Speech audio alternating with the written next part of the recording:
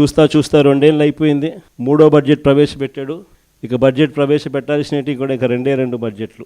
ఉద్యోగస్తుల దగ్గర నుంచి, మహిళల దగ్గర నుంచి, రైతన్నల దగ్గర నుంచి, పిల్లల దగ్గర నుంచి, యువకుల దగ్గర నుంచి ప్రతి ఒక్కరూ కూడా చంద్రబాబు నాయుడు గారిని తిట్టకుండా తిడతా ఉన్నారు.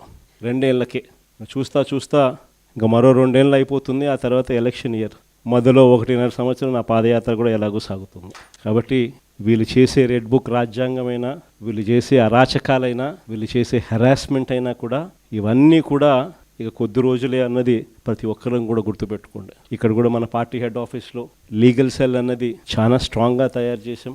ప్రతి ఒక్కరికి కూడా పార్టీ అండగా ఉండే కార్యక్రమం అందరికీ కూడా హెడ్ ఆఫీస్లో ఆదేశాలు ఇచ్చి ఉన్నాము. ప్రతి ఒక్కరికి ఎక్కడ ఎవరికి ఏ ఇబ్బంది వచ్చినా కూడా సొంత కుటుంబ సభ్యులకి ఇబ్బంది వచ్చినట్టుగానే పట్టించుకొని వాళ్ళకు తోడుగా నిలబడే కార్యక్రమం పార్టీ అన్ని దశల్లోనూ చేస్తుంది. ఇక్కడ హెడ్ ఆఫీస్ నుంచి మనోరన్న, ఈ లీగల్ సెల్ వీళ్ళంతా కూడా అందుబాటులో ఉన్నారు. మరి శివ కూడా రేపొద్దున నేను చెప్తా ఉన్నా, పిల్లోడు, యువకుడు, ఉత్సాహవంతుడు, అన్ని రకాలుగా తోడుగా ఉండే కార్యక్రమాలు చేస్తూ ఉన్నాడు. ప్రతి ఒక్కరూ కూడా సవ్యసాచుల మాదిరి, కథన రంగంలో సవ్యసాచుల మాదిరి గట్టిగా పోరాడండి. నెక్స్ట్ జగన్ 2.0లో అందరికన్నా పెద్ద పీట వేసేది కార్యకర్తలకి అని మాత్రం మరొక్కసారి చెప్తాను. జగన్ 2.0లో మీ ద్వారానే ప్రతి మంచి కూడా ప్రజలకు జరిగిస్తాను. ప్రతి కార్యకర్తకు మంచి రోజులు వచ్చే కార్యక్రమం చేసి చూపిస్తానని కూడా చెప్తా ఉన్నాను.